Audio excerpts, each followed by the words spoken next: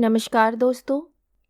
कहानी शुरू करने से पहले मैं आपको ये बताना चाहती हूँ कि अगर आप मोरल एंड मोटिवेशन कहानी सुनना पसंद करते हैं तो आप मेरे दूसरे चैनल एम्पावर द लाइफ पर आ सकते हैं। आपका वहाँ स्वागत है। द गोल्डन स्टोरीज में आपका स्वागत है। आइए सुनते हैं मुंशी प्रेमचंद की लिखी कहानी उद्धार। हिंदू समाज की वैवाहिक प्रथा इतनी दूषित, इतनी चिंताजनक, इतनी भयंकर हो गई है कि कुछ समझ में नहीं आता उसका सुधार क्यों कर हो। बिरले ही ऐसे माता पिता होंगे जिनके 7 पुत्रों के बाद एक भी कन्या उत्पन्न हो जाए तो वे साहर्ष उसका स्वागत करें। कन्या का जन्म होते ही उसके विवाह की चिंता सिर पर सवार हो जाती है और आदमी उसी में डुबकियां खाने लगता है। अवस्था इतनी निराशामय और भयंकर हो गई है कि ऐसे माता पिताओं की कमी नहीं है जो कन्या की मृत्यु पर हृदय से प्रसन्न होते हैं, मानो सिर से बाधा टली। इसका कारण केवल यही है कि दहेज की दर दिन दुनी रात चौगनी, पावस काल के जल गुजरे कि 1 या 2 हजार तक नौबत पहुंच गई है। अभी बहुत दिन नहीं गुजरे कि 1 या 2 हजार रुपए दहेज केवल बड़े घरों की बात थी। छोटी छोटी शादियां 500-1 हजार तक तय हो जाती थी। अब मामूली से मामूली विवाह भी 3-4 हजार के नीचे तय नहीं होते। खर्च का तो यह हाल है और शिक्षित समाज की निर्धनता और दरिद्रता दिन पर दिन बढ़ती जाती है। इसका अंत क्या होगा ईश्वर ही जाने। बेटे 1 दर्जन भी हो तो माता पिता को चिंता नहीं होती। वह अपने ऊपर उनके विवाह का भार अनिवार्य नहीं समझता। यह उसके लिए कंपल्सरी विषय नहीं, ऑप्शनल विषय है। होगा तो कर देंगे, नहीं कह देंगे बेटा खाओ कमाओ, कमाई हो तो विवाह कर लेना। बेटों की कुचरित्रता कलंक की बात नहीं समझी जाती, लेकिन कन्या का विवाह तो करना ही पड़ेगा। उससे भागकर कहाँ जाएंगे। अगर विवाह में विलंब हुआ तो कन्या के पांव कहीं ऊंचे नीचे पड़ गए तो फिर कुटुंब की नाक कट गई, वे पतित हो गया, समाज से बाहर कर दिया जाएगा। अगर वे इस दुर्घटना को सफलता के साथ गुप्त रख सका तब तो कोई बात नहीं, उसको कलंकित करने का किसी का साहस नहीं। लेकिन अभाग्यवश यदि वे इसे छिपा न सका, भंडाफोड़ हो गया तो फिर माता पिता के लिए, भाई बंधुओं के लिए संसार में मुंह छिपाने को नहीं रहता। कोई अपमान इससे दूसरा है, कोई विपत्ति इससे भीषण नहीं, किसी भी व्याधि की इससे भयंकर कल्पना नहीं की जा सकती।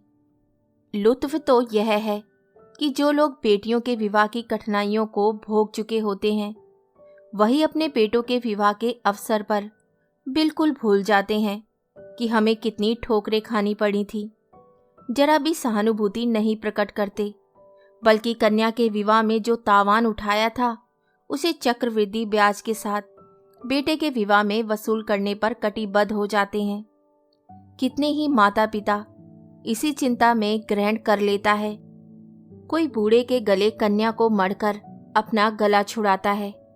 पात्र कुपात्र के विचार करने का मौका कहाँ। मुंशी गुलजारी लाल ऐसे ही हतभागी पिताओं में थे। यो उनकी स्थिति बुरी ना थी, 200-250 रुपये महीने वकालत से पीट लेते थे, पर खानदानी आदमी थे, उदार हृदय, बहुत किफ़ायत करने पर भी माकूल बचत ना हो सकती थी। संबंधियों का आदर सत्कार ना करें तो नहीं बनता, मित्रों की खातिरदारी ना करे तो नहीं बनता। फिर ईश्वर के दिए हुए 2 पुत्र थे, उनका पालन पोषण शिक्षण का भार था। क्या करते। पहली कन्या का विवाह टेढ़ी खीर हो रहा था। यह आवश्यक था कि विवाह अच्छे घराने में हो, अन्यथा लोग हंसेंगे, और अच्छे घराने के लिए कम से कम 5,000 का तखमीना था। उधर पुत्री सयानी होती जाती थी। वह अनाज जो लड़के खाते थे वह भी खाती थी, लेकिन लड़कों को देखो तो जैसे सूखे का रोग लगा हो, और लड़की शुक्ल पक्ष का चांद हो रही थी। बहुत दौड़ धूप करने पर बेचारे को एक लड़का मिला। बाप आबकारी के विभाग में 500 रुपये का नौकर था। लड़का सुशिक्षित, स्त्री से आकर बोले, लड़का तो मिला और घर बार एक भी काटने योग्य नहीं, पर कठिनाई यही है कि लड़का कहता है मैं अपना विवाह ना करूँगा। बाप ने समझाया, मैंने कितना समझाया, औरों ने भी समझाया, पर वे टस से मस नहीं होता। कहता है मैं कभी विवाह ना करूँगा। समझ में नहीं आता विवाह से क्यों इतनी घृणा करता है। कोई कारण नहीं बतलाता, बस यही कहता है मेरी इच्छा। माँ बाप का इकलौता लड़का है, उनकी परम इच्छा है कि इसका विवाह हो जाए, पर करे क्या। यो उन्होंने फलदान तो रख लिया है, पर मुझसे कह दिया है कि लड़का स्वभाव का हठीला है, अगर ना मानेगा तो फलदान आपको लौटा दिया जाएगा। स्त्री ने कहा, तुमने लड़के को एकांत में बुलवाकर पूछा नहीं?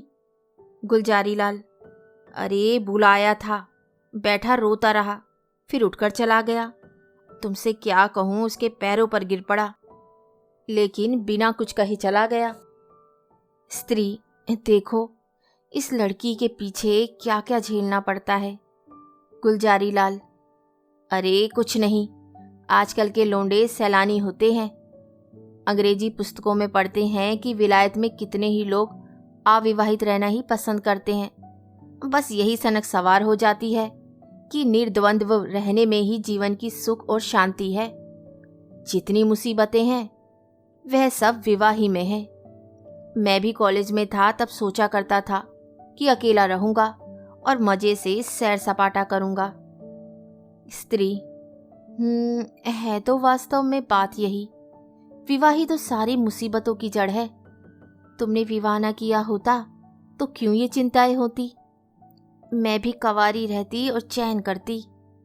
इसके 1 महीना बाद मुंशी गुलजारी लाल के पास वर ने यह पत्र लिखा। पूज्य वर, सादर प्रणाम। मैं आज बहुत असमंजस में पढ़कर यह पत्र लिखने का साहस कर रहा हूँ। इस धृष्टता को क्षमा कीजिएगा। आपके जाने के बाद से मेरे पिताजी और माताजी दोनों मुझ पर विवाह करने के लिए नाना प्रकार से दबाव डाल रहे हैं।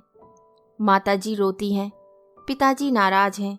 वे समझते हैं कि मैं अपनी जिद के कारण विवाह से भागता हूँ। कदाचित उन्हें यह भी संदेह हो रहा है कि मेरा चरित्र भ्रष्ट हो गया है। मैं वास्तविक कारण बताते हुए डरता हूँ कि इन लोगों को दुख होगा और आश्चर्य नहीं कि शोक में उनके प्राणों पर ही बन जाए। इसलिए अब तक मैंने जो बात गुप्त रखी थी वे आज विवश होकर आपसे प्रकट करता हूँ और आपसे साग्रह निवेदन करता हूँ कि आप इसे गोपनीय समझिएगा और किसी दशा में भी उन लोगों के कानों में इसकी भनक न पड़ने दीजिएगा। जो होना है वह तो होगा ही, पहले ही से क्यों उन्हें शोक में डुबाऊं।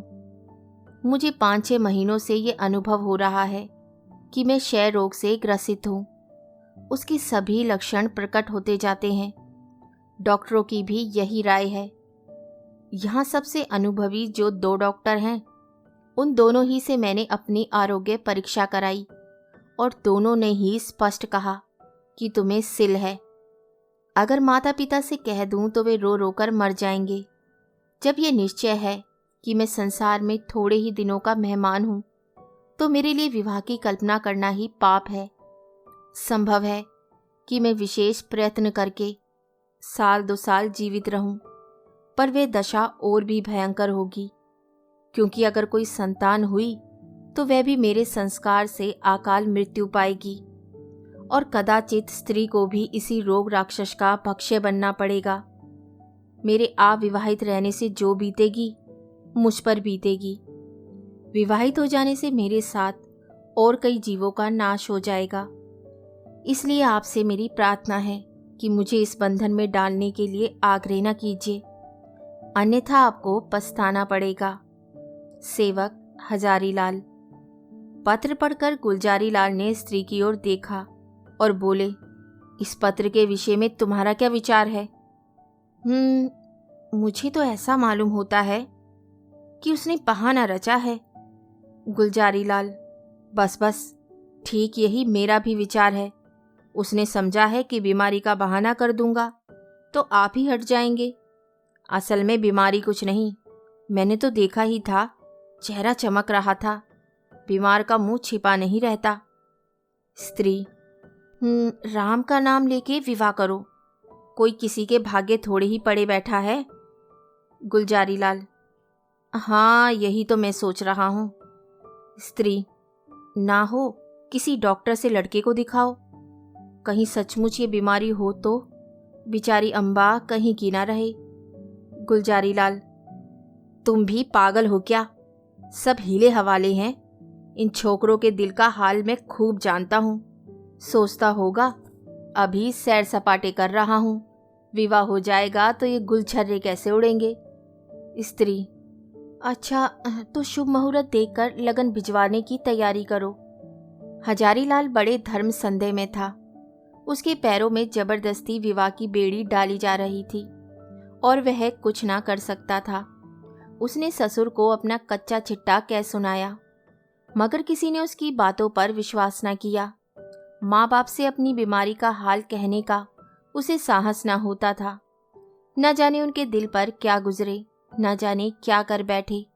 कभी सोचता किसी डॉक्टर की शहदत लेकर ससुर के पास भेज दूं, मगर फिर ध्यान आता यदि उन लोगों को उस पर भी विश्वास न आया तो आजकल डॉक्टरी से सनद ले लेना कौन सा मुश्किल काम है। सोचेंगे किसी डॉक्टर को कुछ दे दिलाकर लिखा दिया होगा। शादी के लिए तो इतना आग्रह हो रहा था, उधर डॉक्टरों ने स्पष्ट कह दिया था कि अगर तुमने शादी की तो तुम्हारा जीवन सूत्र और भी निर्बल हो जाएगा। महीनों की जगह दिनों में वारा न्यारा हो जाने की संभावना है। लगन आ चुकी थी, विवाह की तैयारियां हो रही थी, मेहमान आते जाते थे और हजारीलाल घर से भागा भागा फिरता था। कहाँ चला जाऊं, विवाह की कल्पना ही से उसके प्राण सूखे जाते थे।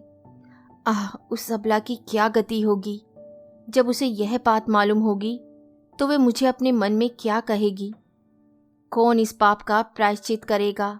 नहीं नहीं, उस अबला पर घोर अत्याचार ना करूंगा, उसे वैधव्य की आग में ना जलाऊंगा। मेरी जिंदगी ही क्या, आज ना मरा कल मरूंगा, कल नहीं तो परसों, तो क्यों ना आज ही मर जाऊं। आज ही जीवन का और उसके साथ सारी चिंताओं का, सारी विपत्तियों का अंत कर दूं। पिताजी रोएंगे, अम्मा प्राण त्याग देगी, लेकिन एक बालिका का जीवन तो सफल हो जाएगा। मेरी बात कोई अभागा अनाथ तो ना रोएगा। क्यों ना चलकर पिताजी से कह दूं, वे एक दो दिन दुखी रहेंगे। अम्मा जी दो एक रोज शोक से निराहार रह जाएगी। कोई चिंता नहीं, अगर माता पिता के इतने कष्ट से एक युवती की प्राण रक्षा हो जाए तो क्या छोटी बात है। यह सोचकर वे धीरे से उठा और आकर पिता के सामने खड़ा हो गया। रात के 10 बज गए थे। बाबू दरबारी लाल चारपाई पर लेटे हुए हुक्का पी रहे थे। आज उन्हें सारा दिन दौड़ते गुजरा था। शामियाना तय किया, बाजे वालों को बयाना दिया, आतिशबाजी फुलवारी आदि का प्रबंध किया। घंटों ब्राह्मणों के साथ सिर मारते रहे। इस वक्त जरा कमर सीधी कर रहे थे कि सहसा हजारीलाल को सामने देखकर चौंक पड़े। उसका उतरा हुआ चेहरा, सजल आंखें और कुंठित मुख देखा तो कुछ चिंतित होकर बोले, क्यों लालू, तबीयत तो अच्छी है ना? कुछ उदास मालूम होते हो।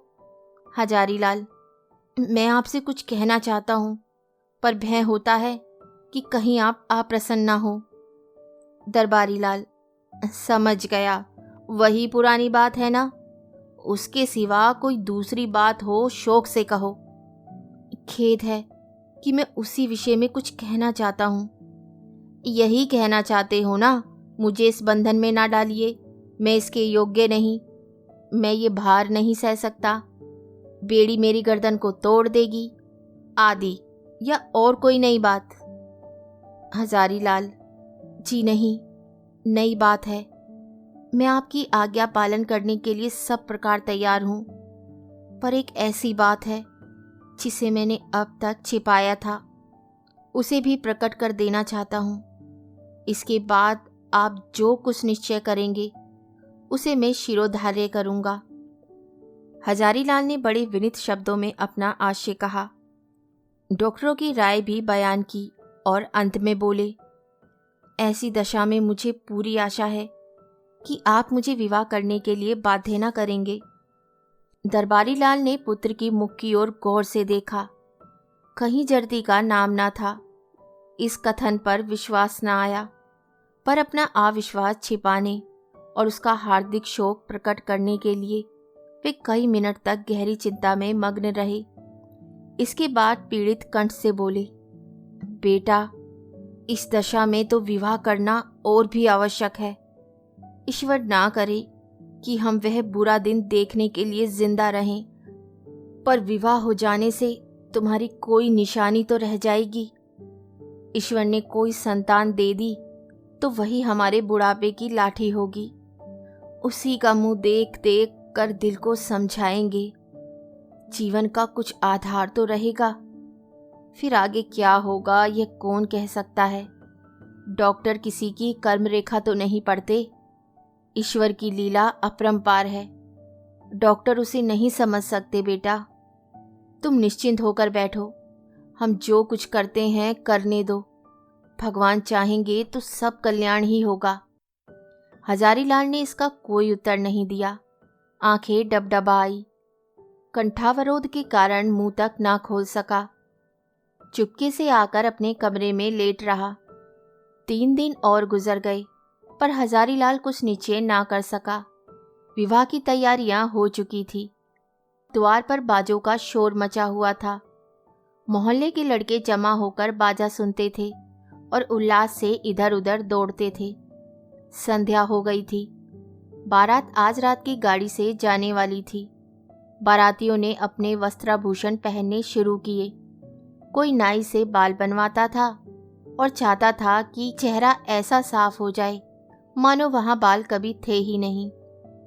बूढ़े अपने पके बाल को उखड़वाकर जवान बनने की चेष्टा कर रहे थे। तेल, साबुन, उपटन की लूट मची हुई थी और हजारीलाल बगीचे में एक वृक्ष के नीचे उदास बैठा हुआ सोच रहा था, क्या करूं? अंतिम निश्चय की घड़ी सिर पर खड़ी थी। अब एक क्षण भी विलंब करने का मौका न था। अपनी वेदना किससे कहे, कोई सुनने वाला न था। उसने सोचा, हमारे माता पिता कितने अदूरदर्शी हैं। अपनी उमंग में इन्हें इतना भी नहीं सूझता कि वधू पर क्या गुजरेगी। वधू के माता पिता भी कितने अदूरदर्शी हैं। अपनी उमंग में ही इतने अंधे हो रहे हैं कि देखकर भी नहीं देखते, जानकर नहीं जानते। क्या यह विवाह है? कदापि नहीं। यह तो लड़की का कुएं में डालना है, भाड़ में झोंकना है, कुंद छुरे से रेतना है। कोई यातना इतनी दुस्सह नहीं कि माता पिता ही अपनी पुत्री को वैधव्य के अग्निकुंड में डाल देते हैं। यह माता पिता हैं? कदापि नहीं। यह लड़की के शत्रु हैं, कसाई हैं, बधिक हैं, हत्यारे हैं। क्या इनके लिए कोई दंड नहीं, जो जानबूझकर अपनी प्रिय संतान के खून से अपने हाथ रंगते हैं? उसके लिए कोई दंड नहीं। समाज भी उन्हें दंड नहीं देता, कोई कुछ नहीं कहता। हाय, ये सोचकर हजारीलाल उठा और एक ओर चुपचाप चल दिया। उसके मुख पर तेज छाया हुआ था। उसने आत्म बलिदान से इस कष्ट का निवारण करने का दृढ़ संकल्प कर लिया था। उसे मृत्यु का लेश मात्र भी भय न था। वह उस दशा में पहुंच गया था जब सारी आशाएं मृत्यु पर ही अवलंबित हो जाती हैं। उस दिन से फिर किसी ने हजारीलाल की सूरत नहीं देखी। मालूम नहीं जमीन खा गई या आसमान। नदियों में जाल डाले गए, कुओं में बांस पड़ गई, पुलिस में हुलिया गया, समाचार पत्रों में विज्ञप्ति निकाली गई, पर कहीं पता न चला। कई हफ्तों के बाद छावनी रेलवे से 1 मील पश्चिम की ओर सड़क पर कुछ हड्डियां मिली। लोगों को अनुमान हुआ कि हजारीलाल ने गाड़ी के नीचे दबकर जान दी, पर निश्चित रूप से कुछ ना मालूम हुआ। भादों का महीना था और तीज का दिन था। घरों में सफाई हो रही थी। सौभाग्यवती रमणियां 16 श्रृंगार किए गंगा स्नान करने जा रही थी। अम्बा स्नान करके लौट आई थी और तुलसी के कच्चे चबूतरे के सामने खड़ी वंदना कर रही थी। पति गृह में उसकी ये पहली ही तीज थी। बड़ी उमंगों से व्रत रखा था। सहसा उसके पति ने अंदर आकर उसे सहस्त्र नेत्रों से देखा और बोला, मुंशी दरबारी लाल तुम्हारे कौन होते हैं? यह उनके यहाँ से तुम्हारे लिए 30 पठोनी आई है, अभी डाकिया दे गया है। ये कहकर उसने एक पार्सल चारपाई पर रख दिया। दरबारी लाल का नाम सुनते ही अम्बा की आंखें सजल हो गई। वह लपकी हुई आई और पार्सल स्मृतियां जीवित हो गईं। हृदय में हजारी लाल के प्रति श्रद्धा का एक उद्गार सा उठ पड़ा। यह उसी देवात्मा के आत्म बलिदान का पुनीत फल है कि मुझे ये दिन देखना नसीब हुआ। ईश्वर उन्हें सद्गति दे। वे आदमी नहीं देवता थे, जिसने अपने कल्याण के निमित्त अपने प्राण तक समर्पण कर दिए। पति ने पूछा, दरबारी लाल तुम्हारे चचा हैं? अम्बा, हाँ। पति, इस पत्र में हजारी लाल का नाम लिखा है, यह कौन है?